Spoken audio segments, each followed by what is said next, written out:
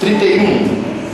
Disse mais o Senhor a Moisés: eis que chamei pelo nome de Bezalel, filho de Uri, filho de Ur, da tribo de Judá, e enchi do Espírito de Deus, e de habilidade, de inteligência, de conhecimento, tem todo o artifício.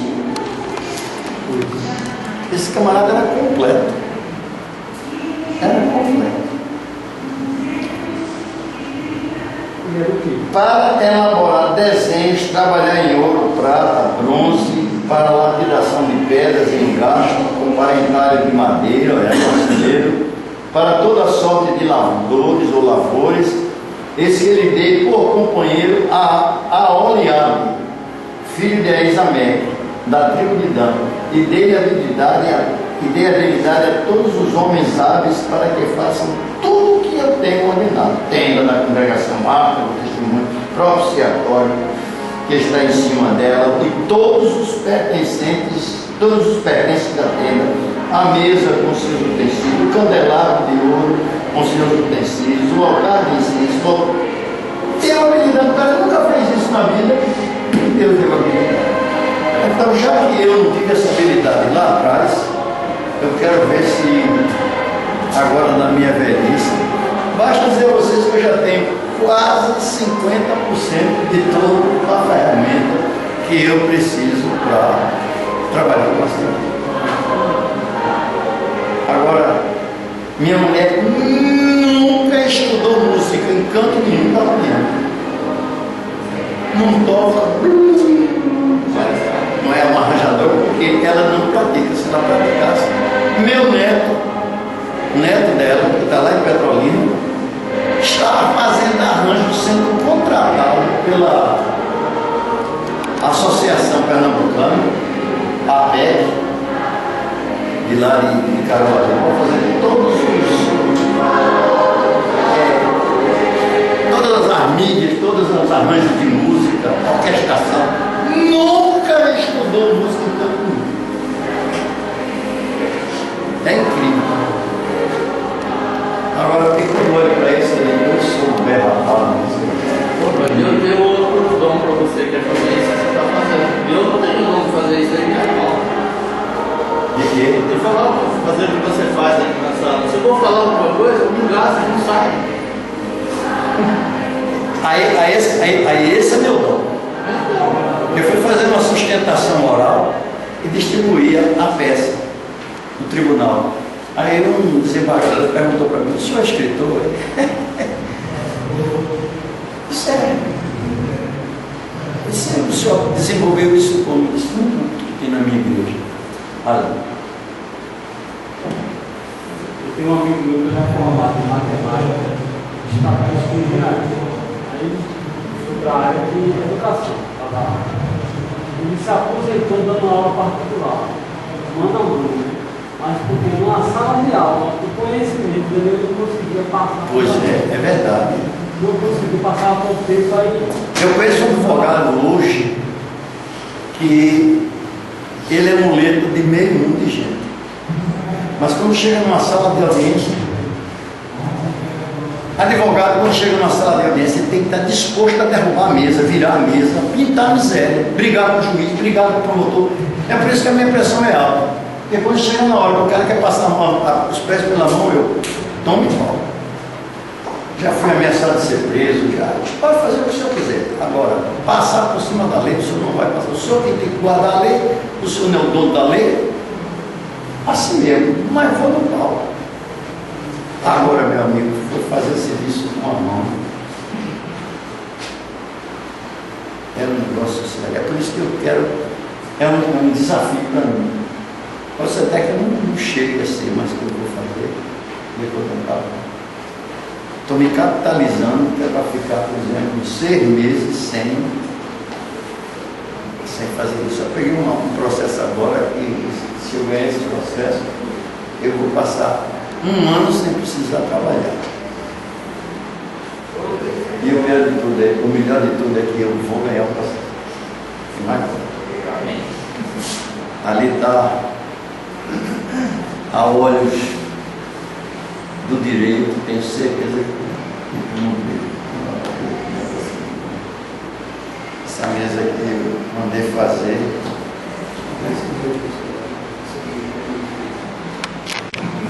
Não durmo. Eu vou sentir como se alguém estivesse empurrando minha cabeça assim para baixo. E tem outra coisa que eu preciso fazer. Fazer uma cirurgia de plástico das duas pálpebras. Está em cima do olho. Aí quando eu vou lendo assim, eu vejo as letras fazer assim. E a minha biblioteca, você sabe, conhece. Eu devo ter ali mais de 1.300 livros. Todo livro. A minha biblioteca. Não, todo livro. Boa parte. Porque eu tenho, por exemplo, o meu material de direito, eu tenho enciclopédia do direito, eu tenho jurisprudência do direito, que eu não preciso blá, ler, certo? Eu preciso saber que o que eu quero está ali. Então, quando eu preciso de uma informação, vamos dizer assim, contrato de locação, aí eu pego, aí eu venho pela alfabeto, locação. Eu tiro dali, estudo o material e faço. Chega aí, Salvador. Eu sou Lavo, visitante de Guarimão Café. É um prazer, meu irmão. O Brasil Marquinhos está me visitando hoje. É um prazer. Entre e sente no melhor lugar e mais confortável que você. Chefe, hoje é você o dono da palavra, né? Não, isso mesmo. Não, hoje. Não, eu vou tentar transmitir o que Deus falou. Não, o dono da palavra. O Senhor deu a você, se deu a você, você é o dono. Obrigado. Ouvido, viu? Obrigado. Quanto mais coração. É bom ver um aluno da classe, um ancião, o primeiro ancião que saiu aqui dessa classe. Meu irmão, essa classe nós temos 25 anos que estamos aqui. Nós não damos simplesmente, sem falsa modéstia, nós não damos aqui simplesmente um curso de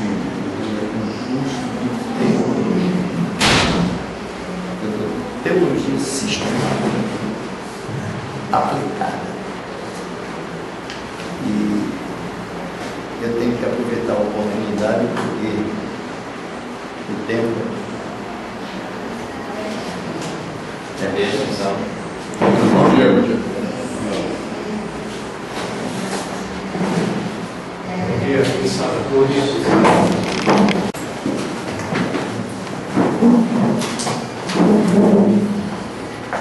Querido Deus, estamos começando a classe.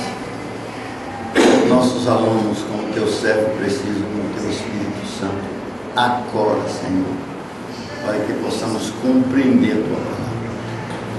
Não há nenhuma outra forma pela qual nós possamos ter entendimento a respeito da tua vontade, a não ser pela utilização da Bíblia e pelo trabalho efetivo, espiritual na nossa vida, do teu Santo Espírito. Portanto, Pai querido, perdoa as nossas faltas, nossas incapacidades e concede-nos a graça de termos um bom estudo nesta noite. Em nome de Jesus. Amém. Bom, gente, agora nós vamos abrir a palavra de Deus. Eu devo fazer uma pequena retrospectiva, como nós fizemos algumas vezes.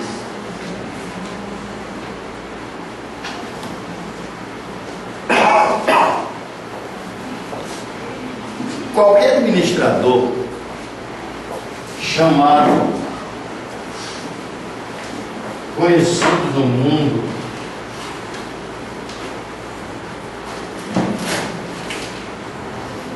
eu não acredito.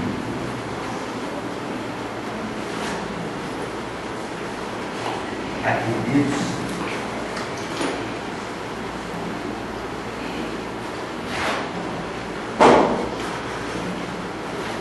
Chamado pelos grandes líderes da mídia administrativa,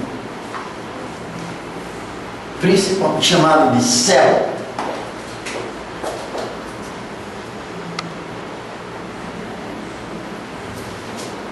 Chief Engineering Officer. CSI. Hoje no mundo todo se usa essa sigla aqui para um administrador controlador. Em inglês é chamado de controller. Né? Um que divide a liderança e atua em todos os sentidos. Diria automaticamente que o projeto que Jesus veio fazer e que começou aos 30 anos era um projeto sem futuro. Não tinha futuro, não teve futuro nenhum dentro dos dias em que Jesus esteve conosco. Certo? Isso é muito sério, porque isso se estendeu ao longo do tempo e chega até hoje. Chega até hoje. Com um agravante ainda, no tempo de Jesus, Jesus estava trabalhando com uma comunidade espiritual.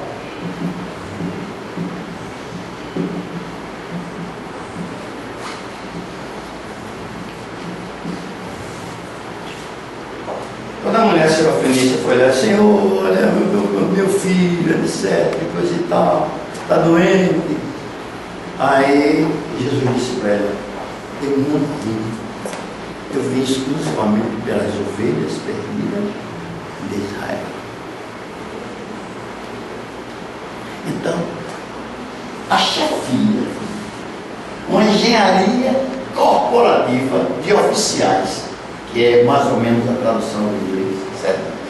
Ele que lidera, certo? Ele trabalha multifacetado e muitas oportunidades de trabalho e muitos profissionais. Engenharia, administrador, cientista, esse, aquele outro. Ele é simplesmente um controlador. Ele não é para fazer o serviço, ele é para controlar o serviço. Certo? Jesus, todo mundo pensa que Jesus aqui veio fazer, evangelizar, fazer isso. Jesus não veio fazer isso. Jesus veio ensinar. Ensinar. E se você pegar o capítulo 4 e o verso 35 de Mateus, diz assim: ensinava o Senhor em todas as cidades, vilas, ensinando e pregando e curando. Jesus veio com uma proposta de trabalho, um planejamento de trabalho como o céu, ensinar 12 homens a construir e formar o plano da redenção na pessoa desses 12 homens. Ele já havia sentido uma dificuldade muito grande quando escolheu 12 no Antigo Testamento. Foi um desespero. Terminou ele mandando tudo para o cativeiro, etc. Foi morrendo. Os filhos não seguiram, porque os filhos deveriam seguir, porque Deus havia escolhido uma nação, não porque ela fosse melhor, como diz lá no livro de Deuteronômio, mas porque ele tinha o controle dela, ele conhecia que aquela tinha tendência de seguir nessa direção. Se 12 homens falharam. Se 12 homens falharam. Tá? O mais nobre dele, chamado Davi, que era um homem segundo o coração de Deus, era uma adulta. Adulto.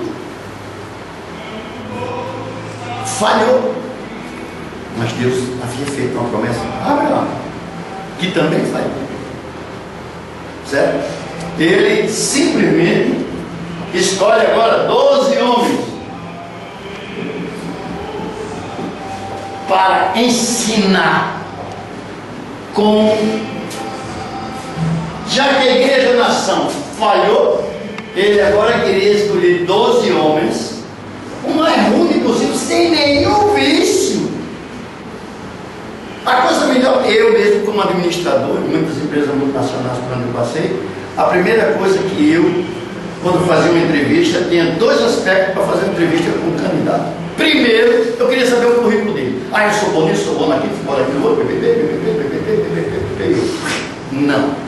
Ficava comigo, marcava aqui. Não. Eu sempre gostei do cara que tenha um currículo que não tem e não seja bom. Porque esse cidadão não tem vício.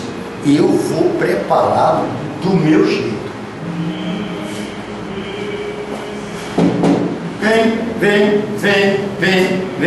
Vem. O único que não foi chamado foi Judas. Era um senhor administrador. Tanto é que terminou tesoureiro, terminou roubando. João disse que ele subtraiu dele, que ele era ladrão. Então o projeto desses homens aqui foi um projeto. Jesus ensinou tudo, como curar, como fazer, aproveitava as multidões, um homem de multidões, pregava, fazia, convencia as pessoas, curava, mostrava como deve fazer.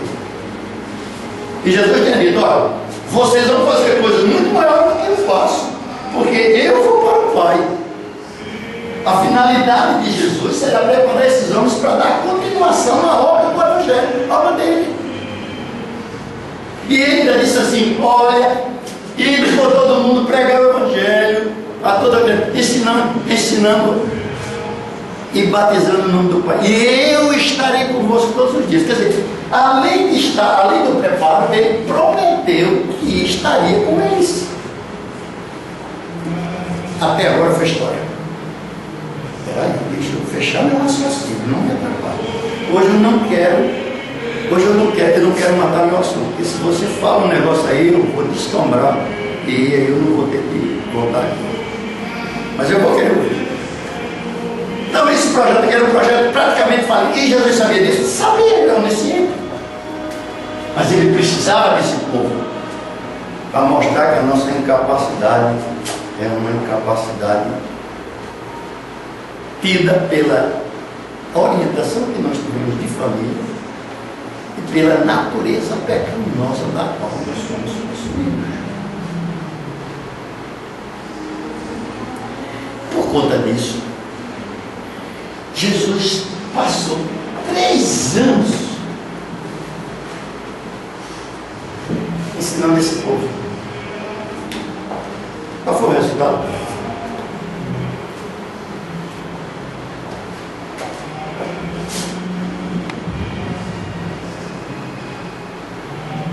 Um traído,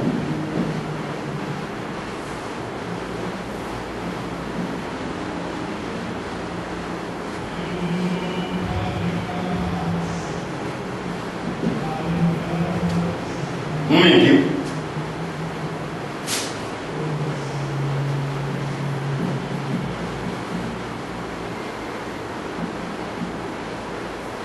quantos ficaram?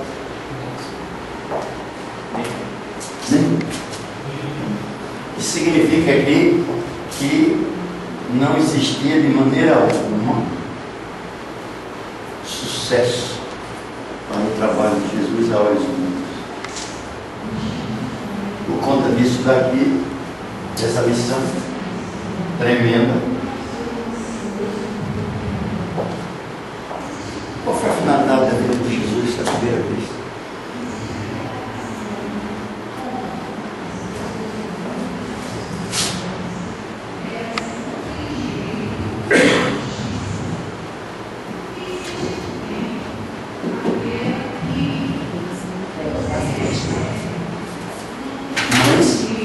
Vamos entregar logo? Tem mães aqui? Só tem uma? Não, essa daí não é mãe não. Ah é? Essa é mãe sim. Ainda está para nascer o camaradinho aí. Olha, 3,15 é uma proposta excelente para a qual Jesus, quando esteve aqui, veio preparar essas 2 equipes aqui, uma no Antigo, outra no Novo Testamento, para cumprir o desiderato dele para a humanidade. Muito bem.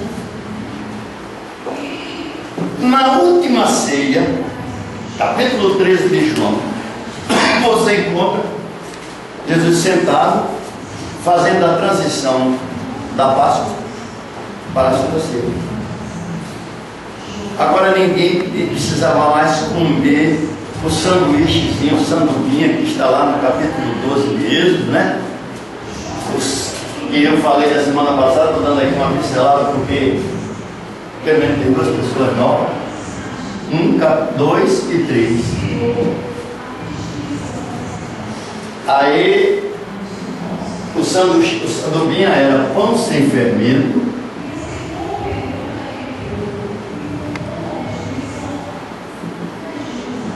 era ervas amargas,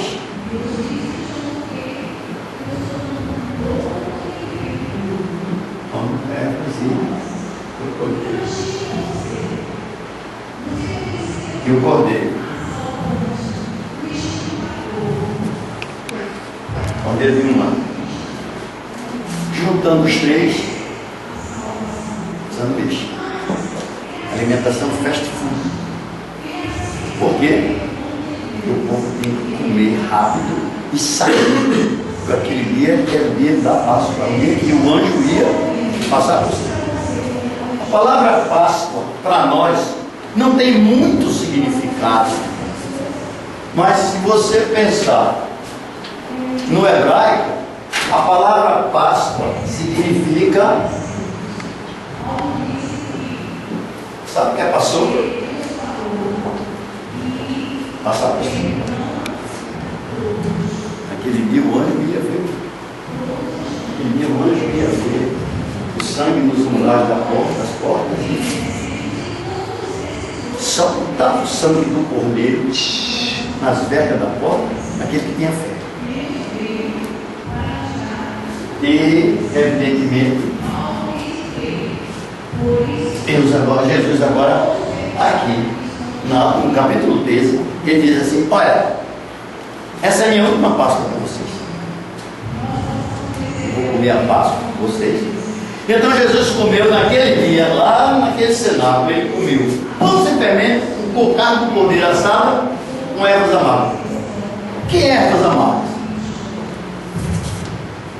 Que ervas amargas?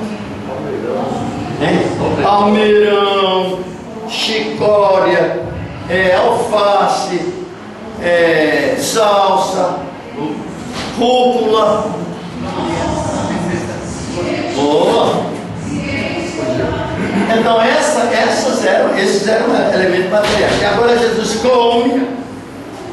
O texto diz que depois do ceado, tendo comido a Páscoa, ele se levanta, cinge-se com uma tira do sobretudo dele, cinge-se de uma toalha e vai lavar os pés. Então ele inaugura agora 3 coisas novamente. Isso aqui no Antigo Testamento. É por isso que a maioria dos estudiosos da Bíblia, de uma maneira geral, evangélicos, dizem que a lei passou. A lei não passou nada. A lei continua. Nosso mundo vive através de um mecanismo legal. Nunca foi interrompido. E nem o será. Por quê? A lei da gravidade está aí, né? Alguém pode dizer que a lei da gravidade não existe? Olha, agora só. Olha só o que eu vou fazer. Deixa eu terminar de escrever. Não, fui eu que soltei com propósito. Não teve um jeito dessa camarada chegar aqui e parar. Acho. A interromper essa lei, Deus deu inteligência para interrompê-la com outra lei. A lei da gravidade. Não, gravidade é essa que está. Aerodinâmica. O passarinho voa. O helicóptero voa. Mas o boi não voa. Lei. Tudo isso são leis. Então agora, Deus disse assim: ó, eu vou substituir isso daqui, porque eu sou o cordeiro, vou morrer. E depois que eu morrer, vocês não vão precisar mais matar o cordeiro, porque o cordeiro só morre uma vez. Esse é o cordeiro de Deus.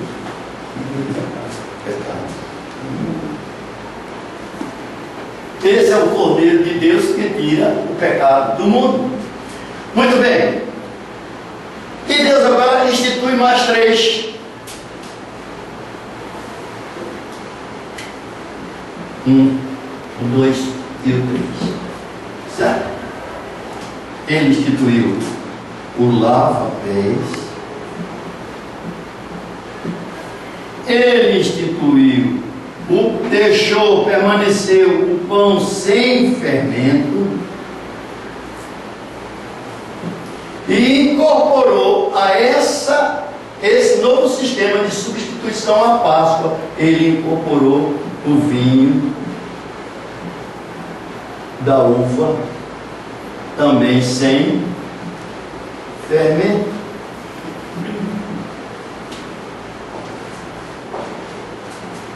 E ele diz todas as vezes: se vocês fizerem isso, vocês estão comemorando a minha morte até que ele venha.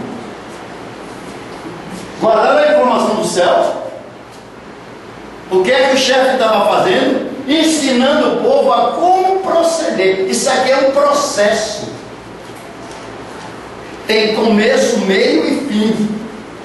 Tem fim de fim, tem fim de finalidade. Tá certo? Então essa é a realidade nua e crua em que Deus estava instituindo. O que é que vocês acham? Aquele povo entendeu isso? Os 12 não entenderam. Hein? Os 12 não entenderam. Sim, eu estou perguntando. O mau povo que dá. Ele entendeu? Não. Olha que Jesus gastou um tempo tremendo, 3 anos ensinando. É para que a cidadania o cara colar grau e sair preparado tranquilamente, certo? Para fazer no mundo o seu PhD em religião. Chegou no que eu quero. Capítulo 16 e verso 12 e 13.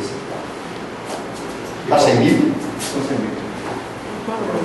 Por favor. Qual livro? Você falou ainda não. O livro? Sem espada ninguém vai para a guerra. Qual livro? O livro mesmo, qual é? É João, capítulo 16 e o verso 12 e 13. Depois de ensinar tudo isso que estava aqui, Jesus disse simplesmente para eles: olha,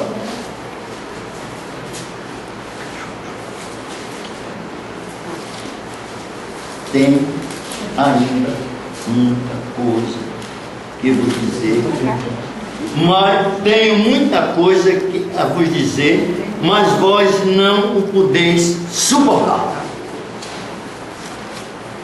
João, Ele achou pra mim. João,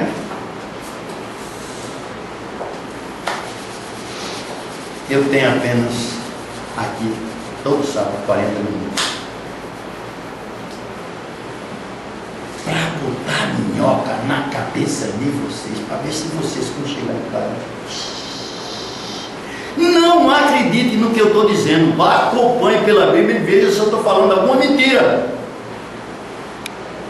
Porque é salvação individual. O entendimento é seu, não é meu. Eu só tenho uma finalidade aqui: chegar para você e dizer assim: a ferramenta é essa.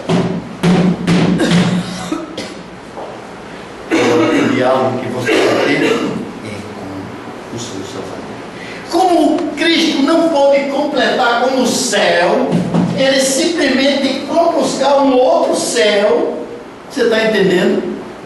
Foi buscar um outro céu para agora, a partir daquele momento, assumir a função do chefe de engenharia de oficiais, o chefe de engenharia dos oficiais que ele está preparando. Verso 13. Quando eu vier, porém,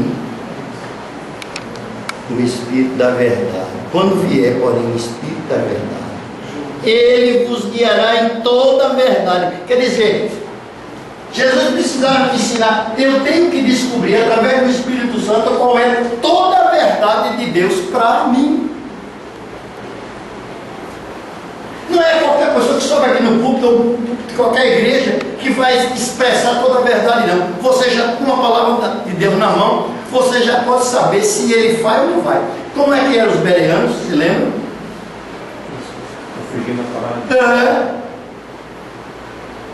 Eles tinham que ver se realmente o que ele estava falando estava de acordo com a Bíblia. Se eu disser qualquer coisa aqui que não está de acordo com a Bíblia, você tem todo... Levante-se e mande o pau em cima de mim.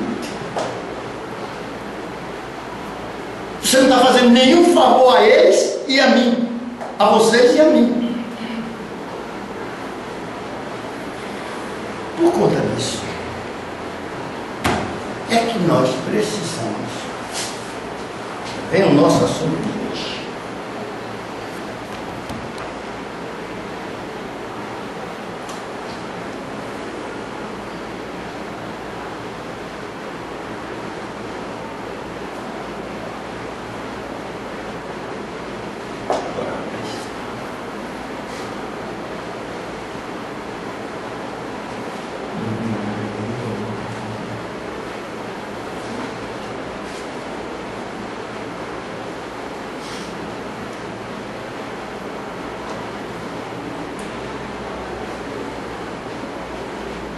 Por isso é que nós precisamos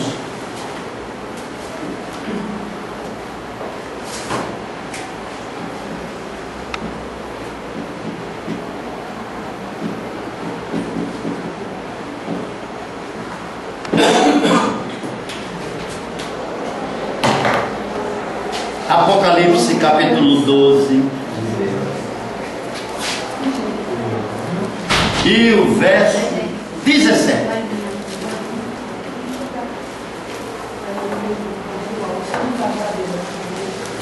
Capítulo 12, o verso 17.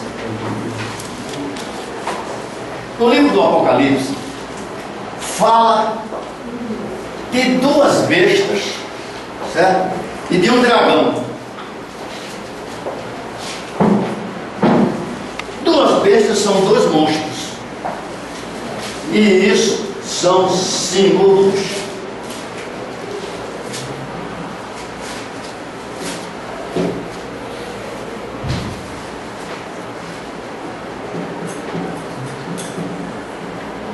é muito comum dentro do contexto do espírito do estudo da Bíblia, dos dois livros apocalípticos, que é Daniel e Apocalipse. Nós estamos no 10º capítulo de Daniel. Cada domingo nós estudamos aqui com o pastor Zé Orlando um capítulo do livro de Daniel. Seria amanhã? Não, amanhã é dia das mães, ele está no próximo domingo. Então, são símbolos religiosos. Normalmente, a Bíblia está relacionada dentro de um contexto de relações trinomiais perfeitas, certo? Tanto para o mal, como para o bem. No mal tem. No bem tem, primeiro bem, 1, 2 e 3, tá certo? O Pai, o Filho e o Espírito Santo. Está aqui. Quem pode negar essa relação? O inimigo também tem a sua relação trinomial. 1, 2 e 3. Nós temos no capítulo 12 um dragão vermelho. Nós temos uma besta que subiu do mar. E nós temos uma besta que subiu da terra. Está aqui. A trilogia do mal. Certo?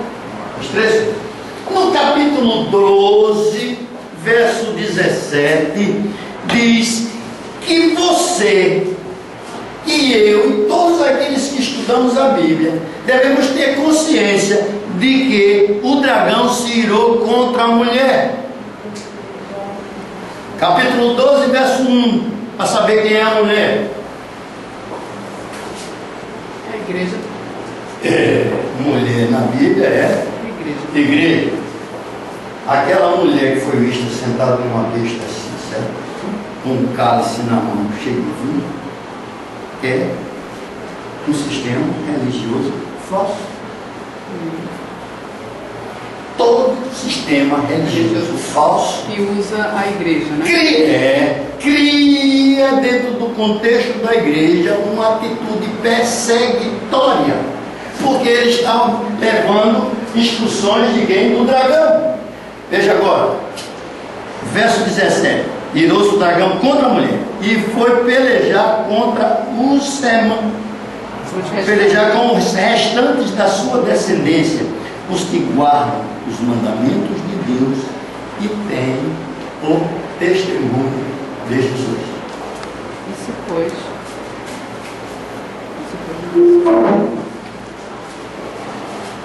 Há sempre um confronto, uma luta. Essa luta espiritual chama-se grande conflito.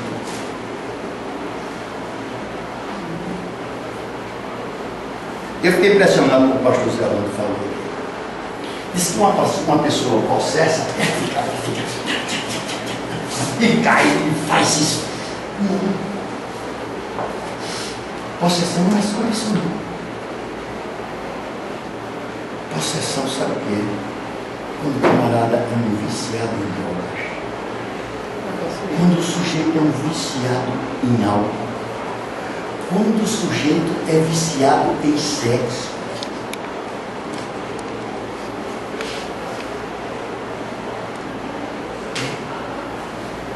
Ele quer se livrar, mas o crack, o camarada que é viciado em crack, ele quer se livrar, não pode. Ele faz qualquer negócio, rouba, bate na mãe, bate na avó, pinta miséria, descobre onde é que a avó esconde o dinheiro da aposentadoria dela, tira o dinheiro, vai levar. Esse homem está possuído. Por quê? Pelo dragão e seus anjos. Vamos ver se o dragão está sozinho nessa brincadeira. Vamos ver. Capítulo 12 e o verso 4 de Apocalipse.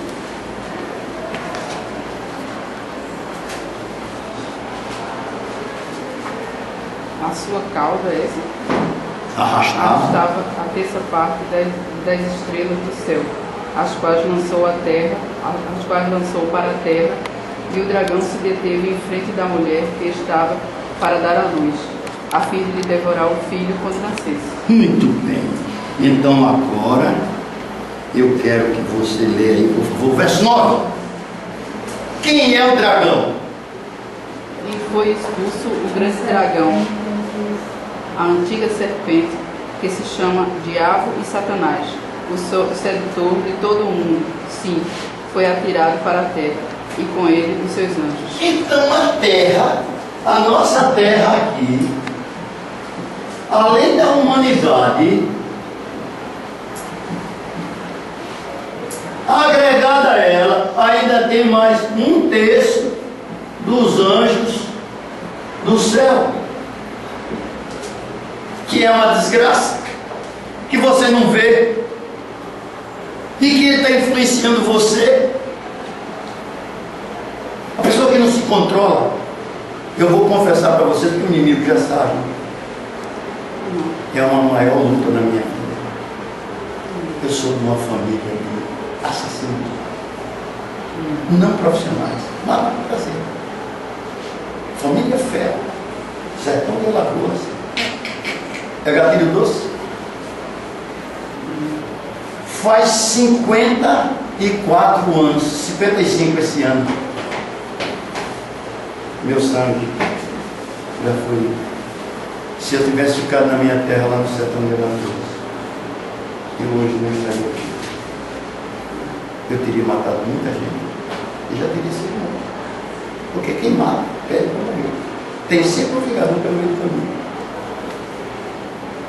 Não tem como correr.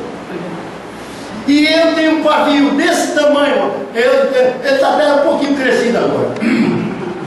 Porque é uma luta. É uma luta para mim. Dinheiro não é problema para mim. Posição não é problema para mim. Mas pensar no meu chefe é difícil. Já viu no ônibus o que tem assim, um sujeito na grade, já viu? atrás daquela. Já. E o camarada agarrado assim na coisa assim, diz assim, não perca a cabeça, Perdendo a cabeça, perde a vida. perde a vida. Aham, é verdade. Esse aqui é o grande problema. Por isso que a violência está muito. É por isso que eu sou apaixonado por esse evangelho. Eu prego esse evangelho para me purificar pela graça do Espírito Santo na minha vida. E muita gente diz que nós, os adventistas do sétimo dia, não somos batizados pelo Espírito Santo. Nós somos sim. Porque a diversidade dos dons é uma coisa impressionante. Vamos lá ver isso. Onde é que está? Sim, não, mas eu quero ficar aqui. A minha grande pergunta é o seguinte: ele foi fazer guerra para o restante da descendência. Isso significa restante da descendência? Significa dizer que ele está atrás do remanescente, Da igreja?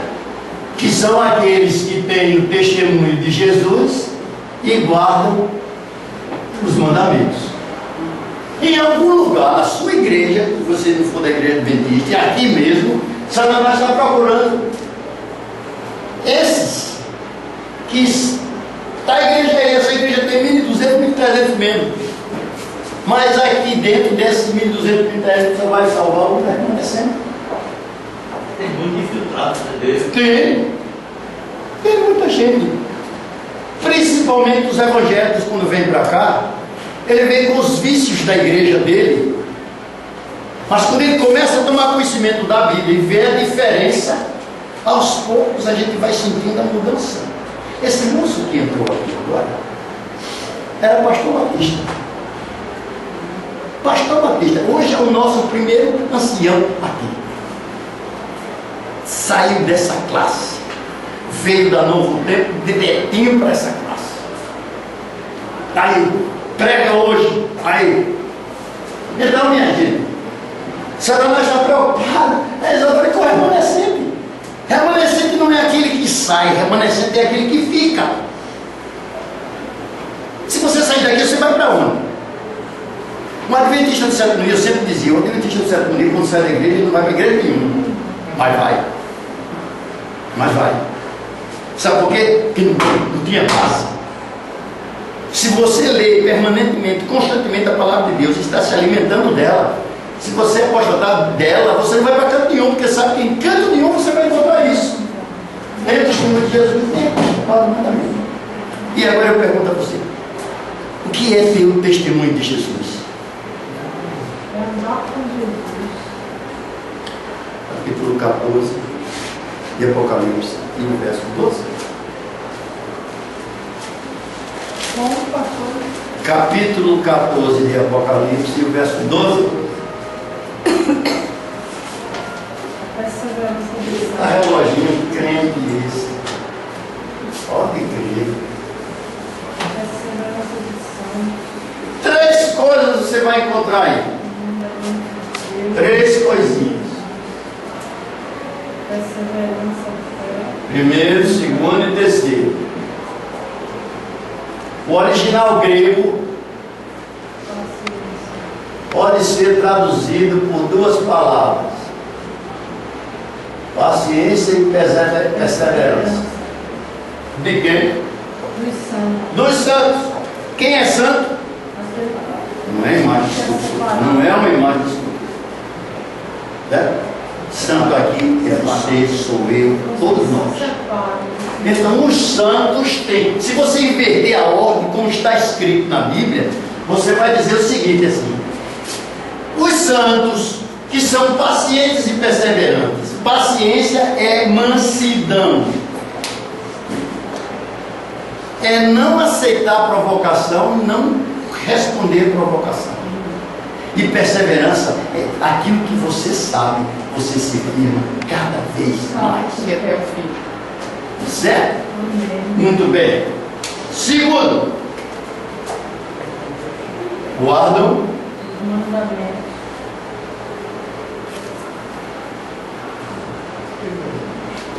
o mandamento. E o terceiro? A fé em Jesus.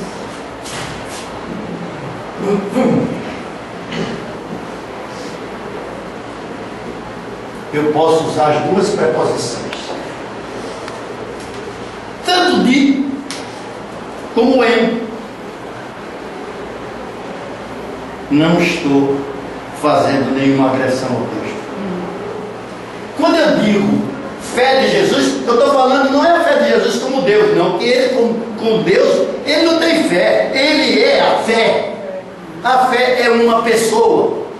Mas quando eu digo fé em Jesus, eu estou dizendo que o Filho de Deus tem a mesma humanidade que eu tenho e que eu preciso ter a fé que ele tinha com o Pai. Isso é sério, isso é muito sério. É a fé de Jesus. Mas o que é o testemunho de Jesus? Apocalipse 19, no verso 10.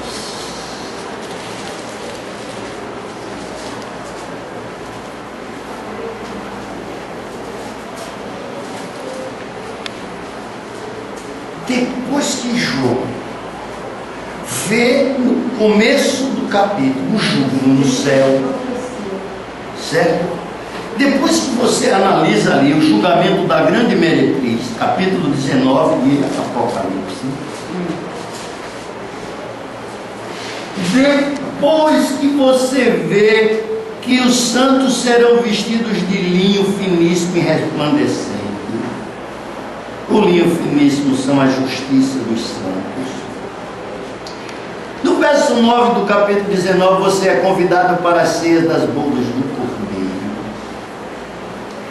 Aí João agora, diante de Gabriel, o anjo que foi comissionado, mesmo anjo que foi comissionado para trabalhar com Daniel, foi o mesmo que foi comissionado para trabalhar com João lá na ilha de Patmos.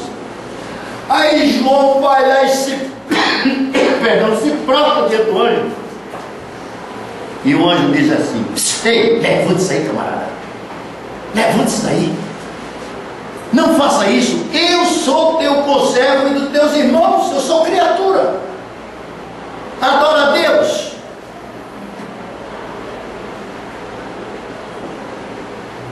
Ele é conservo dos seus irmãos e mantém o testemunho de Jesus. E diz: adora a Deus. Agora está aí explicado o que é o testemunho de Jesus. Qual é o nosso culto de hoje? Espírito e profecia. E lá vai a minha obra. Tamanho de Jesus. Apressando. Minhocaço. O testemunho de Jesus é o espírito de profecia.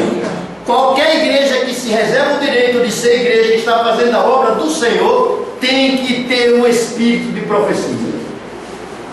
Porque sem profecia o povo se corrompe. Nesse que diz Provérbios, nós precisamos do profeta. A Bíblia foi escrita por profetas. Só tem duas partes na Bíblia que não foi escrita por homem. Duas. Portanto, essas duas partes que estão na Bíblia não é inspiração do Espírito Santo, não.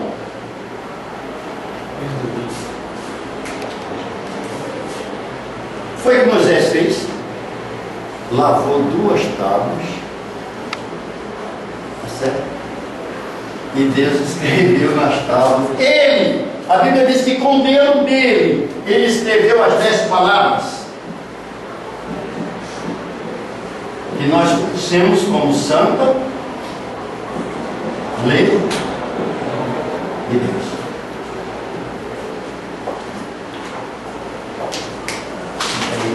Não tem escrita humana.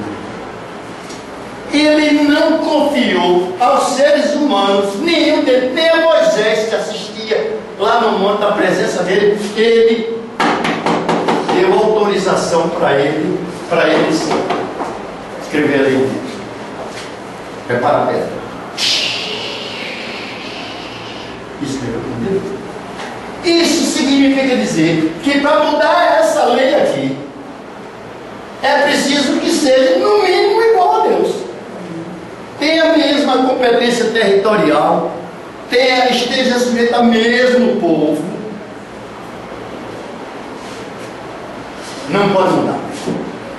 E tem uma coisa: essa é a única, vou falar como advogado agora, essa é a única lei que não aceita a jurisprudência para interpretá-la. Ela é ipsis literi. Se você pegar uma Bíblia católica, essa lei está do mesmo jeito que tem na minha Bíblia aqui. Fiel, seria isso? Fiel ao que está Sim. ao que está- Sim. que foi escrito no Se você pegar lá e você for ler Êxodo 20, verso 1 até o 11, não, 21, 20 até 17, certo? Se você for pegar lá, você vai encontrar em qualquer versão, dos monges beneditinos, do peregrino, da Bíblia Ave Maria, qualquer Bíblia protestante da Sociedade Bíblica do Brasil, tem esse mesmo nome. E a segunda vez que Jesus escreveu, ele escreveu e foi apagada. Foi apagada. Você lembra da mulher adulta? Você lembra da mulher adulta? Todo mundo, essa mulher fez isso, ela adulterou, não sei o que mais lá. E todo mundo pensa que aquela mulher é Maria Madalena. Pensava assim? Eu não. Pois é. Pode parar para pensar. Quando é que uma mulher adultera?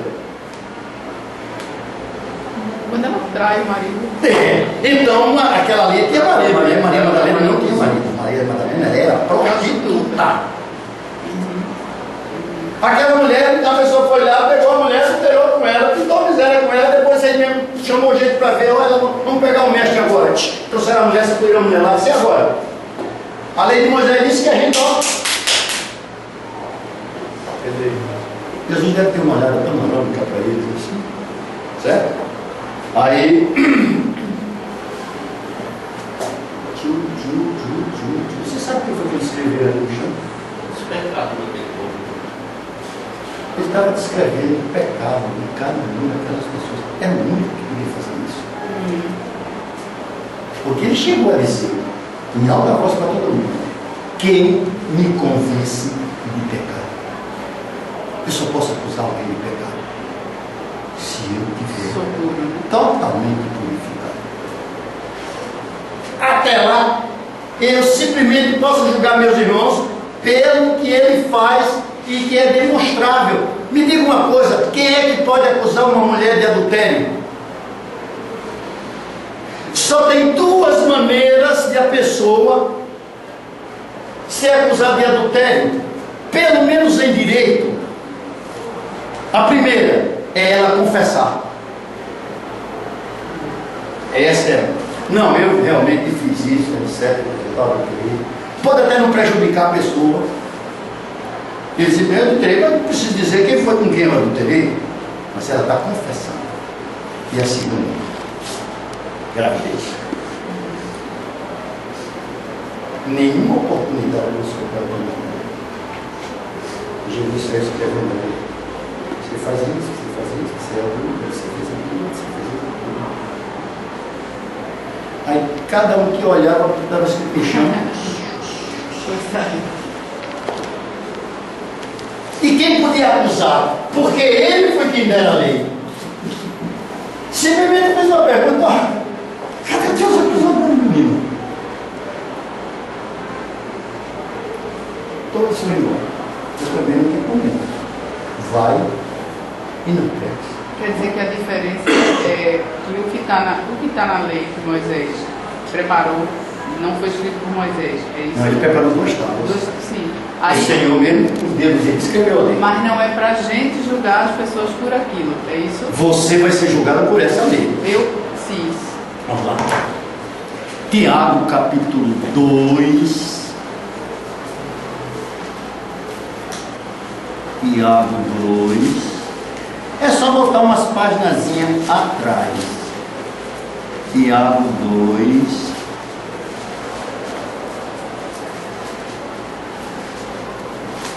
Meu Deus, onde é que eu tenho isso?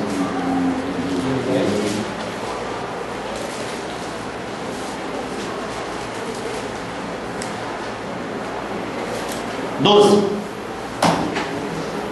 Ele faz umas citações aí de adultério, disso, daquilo outro, etc. Se não adulteras, porém matas, vem... Não, aí ele começa a citar a lei, né? Verso 9 e 10. Se todavia fazeis acepção de pessoas, cometeis pecado, sendo arguídos pela lei como transgressores. Olha bem, a lei é quem aplica. 10. Pois qualquer que guarda toda a lei e tropeça num só ponto se torna culpado de todos. Que miséria! O mundo todo envolvido num só mandamento. Verso 11. Porquanto aquele que disse não adultera, aquele que disse, como foi que ele disse? Escrevendo. Aquele que disse não adulterarás, ele também disse não matarás. Mas se não adulteras, porém matas, vem ser transgressor da lei. Me diga uma coisa, uma pessoa só morre se enfiar a faca dela. Você matar ela com indiferença, um desprezo, um repúdio. E essa pessoa vai sucumbindo, morreu. Qual foi a causa da morte dele? Quem foi o assassino? Mas se ficasse aí, ainda era muito bom. Mas o texto vai mais adiante. Ele diz assim no verso 12: falai de tal maneira proceder, como aqueles que hão de ser julgados pela lei da liberdade. Olha só, eu tenho liberdade para fazer o que eu quiser. Se eu consulto a minha lei, a lei que o Senhor me deu, eu estou introjetando, Deus está escrevendo na minha mente essa lei da liberdade. Pois sim. 13.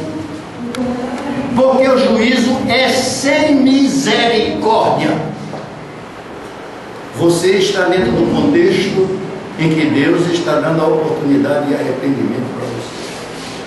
Mas se você não se arrepender e vier com um arrependimento tardio, o juízo vai ser sem misericórdia para com aquele que não usou de misericórdia, porque a misericórdia triunfa sobre o juízo. Então você vai ver, eu não posso estar acusando todo mundo, sair atirando, você fez isso, você fez aquilo, acredito. Tem gente que nasceu no Evangelho, o pai morrer fora do Evangelho. E tem gente que conheceu com muitos de vocês aqui o Evangelho muito tempo depois e vai viver através da misericórdia. Espírito de profecia. Por que a igreja precisa do Espírito de profecia? Aí todo mundo diz assim: mas essas profecias duraram até João. Que João? Os mais entendidos vão dizer assim: João Batista. João Batista. Paulo era profeta. Foi muito tempo depois de João Batista. Tá certo? Apocalipse capítulo 10, verso 11.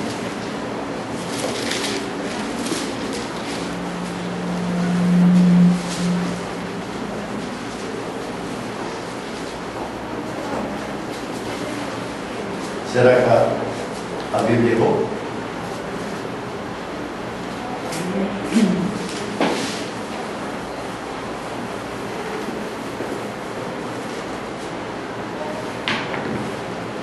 Então, outra coisa, o que é profecia? Profecia não é o cara estar dentro da igreja assim: eu estou sabendo assim, vou fazer uma revelação para vocês. Está vendo aquele cidadão ali? Aquele cidadão ali está na igreja numa boa coisa e tal, é casado, tem filho, mas de vez em quando eles dão uma saidinha assim, vai lá e sai com um menino, sai assim. Isso não é profecia, isso é maledicência. Profecia é isso aqui. Verso, capítulo 10 e o verso 11. Então me disseram: é necessário que ainda profetizes a respeito de muitos povos, na sonda línguas e sabe quando foi que isso aqui aconteceu? Durante a Idade Média. Quando houve a Revolução Francesa, que foi apagado da vida do mundo, certo? A religião e a Bíblia. Voltaire simplesmente disse que em 5 anos ele ia fazer o nome dele mais importante do que Jesus Cristo. Vocês sabem o que foi que os Beatles disseram? Que seríamos muito mais importantes, muito mais conhecidos no mundo do que Jesus Cristo. E eu te pergunto, onde é que estão os Beatles? Vocês sabem o que aconteceu com a casa de Voltaire? Voltaire morreu logo depois, e a casa de Voltaire serviu para ser o principal depósito das sociedades bíblicas unidas. Está aqui. Ainda é necessário que ainda profetize. O dom de profecia vai até o dia da volta de Jesus. Eu concluo. Eu estou com vontade de concluir, não.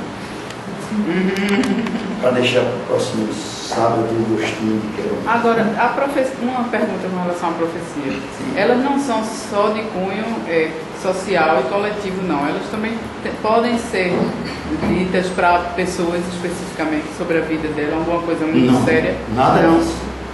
A profecia. Eu vim de uma igreja, passei por uma igreja que falava isso, que a gente que recebe a profecia também do Espírito Santo para a vida das pessoas, assim, algumas coisas específicas, sérias, sempre nada. não revelação de intimidade, não. Sabe o que é que faz isso? Isso execra quem está em pecado. A finalidade da igreja e da profecia não é condenar. A finalidade da profecia é dar você a certeza na sua consciência de que você precisa errar, você precisa buscar em Cristo, você salvar. Essa é a finalidade da profecia. Certo?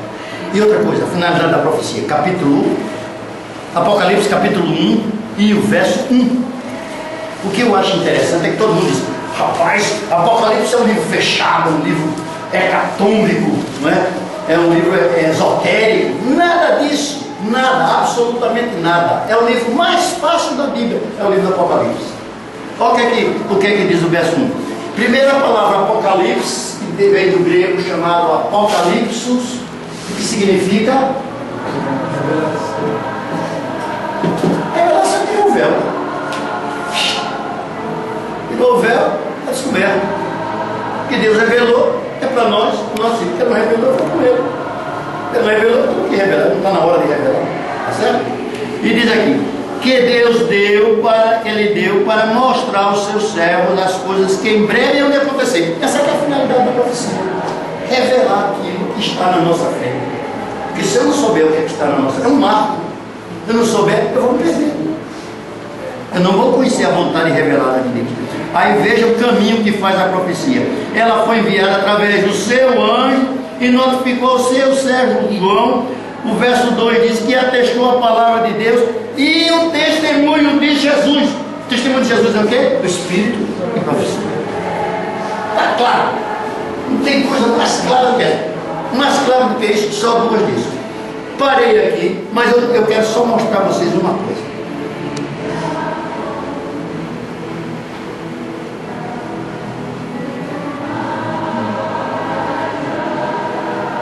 Há umas 3 semanas atrás, ou foi no começo, não, no dia 12 de abril,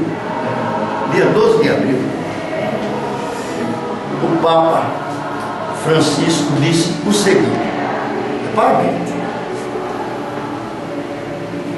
que o seu compromisso é com pleno respeito à tradição da igreja. Tradição. A interpretação rejeitando a interpretação subjetiva das Escrituras perante o Comitê da Bíblia no Vaticano. Ele acha que só quem tem o direito de interpretar as Escrituras é a Igreja Católica. Está aqui, o novão que está aí. Vem aí.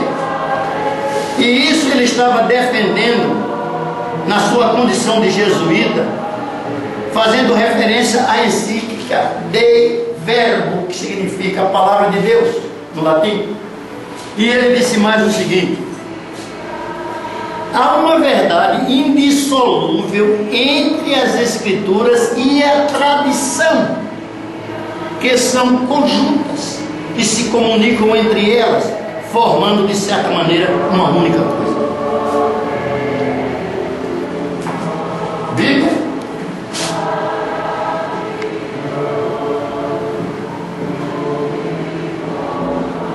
Aqui, agora. Você não tem um espírito de profecia? Eu vou tranquilamente acreditar nisso. E é por isso que a maioria dos católicos, me perdoe se tiver algum católico, não estou falando da igreja católica, certo? Vive amarrado ao conceito de uma tradição que nada mais é do que uma situação falaciosa. E é por isso que o Espírito Santo vinha guiar, vai guiar você, né? O Espírito Profeta, por toda a verdade.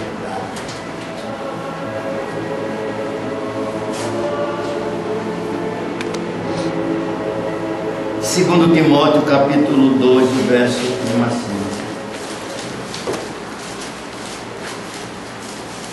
Dá certo. Obrigada.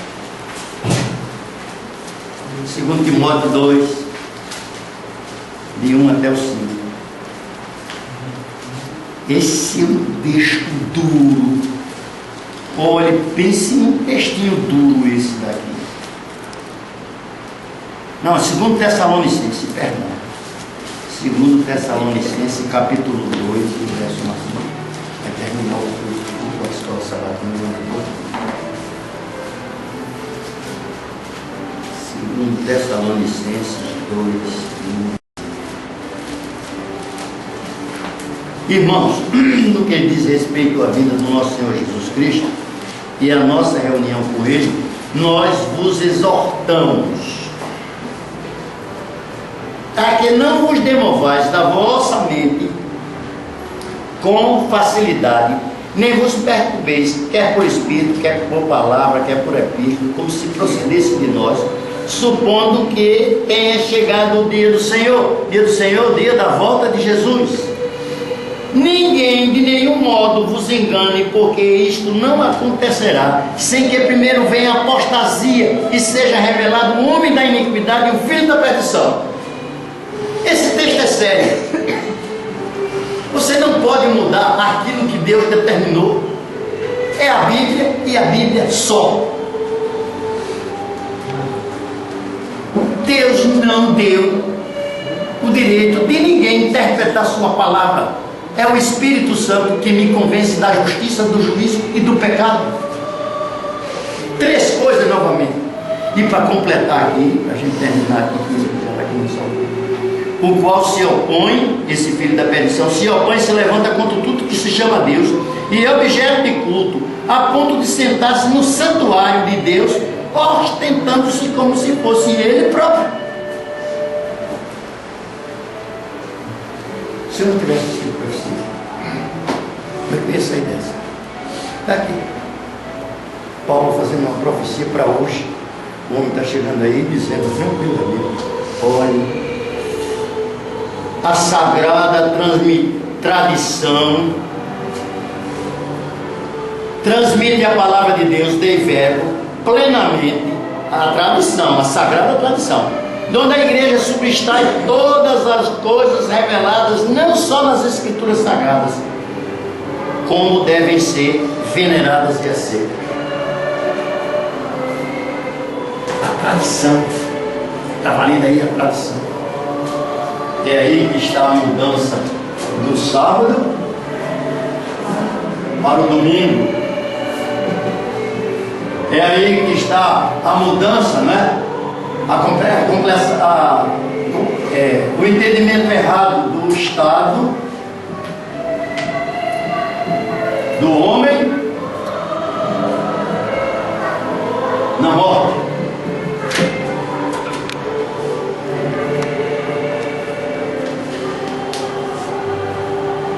Seus pais são vivos? Seus pais? Sim. Não, nenhum dos dois. Não vivos? Onde é que eles estão? Boa pergunta. Eu acho que no céu. Esse é o nosso assunto nossa próxima aula.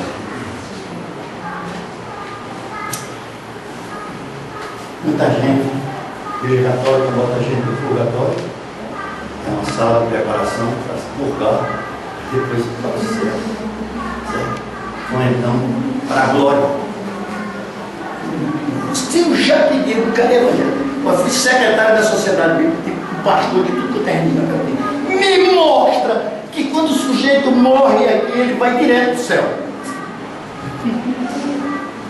Morreu crente, morreu salvo, está no céu. Me mostra. Porque se você me mostrar, eu mudo minha fé imediatamente, eu estou errado. Até hoje. Desculpa a expressão. Estou virgem. Virgem. Crer no que é errado nunca vai levar você para o lugar certo.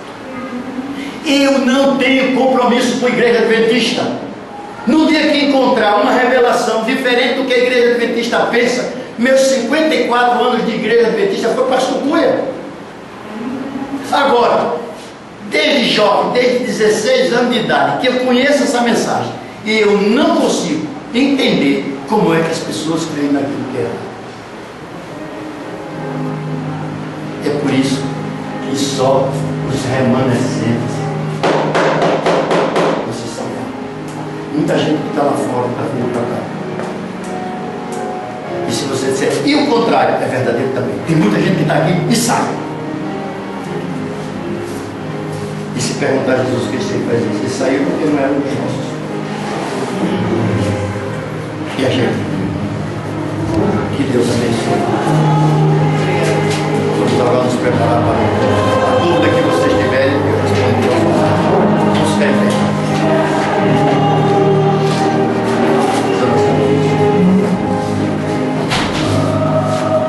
Senhor nosso Deus, Pai que está no céu, santificado seja o seu nome. Pai, acabamos de receber a instrução através do nosso irmão Olavo. Imprime isso em nossa mente, Pai, para que possamos servir de instrumento para outras pessoas que necessitam de ouvir a sua palavra. Nós te agradecemos e pedimos que o Senhor esteja conosco durante a nossa vida. Em nome de Jesus nós pedimos e agradecemos. Amém. Amém.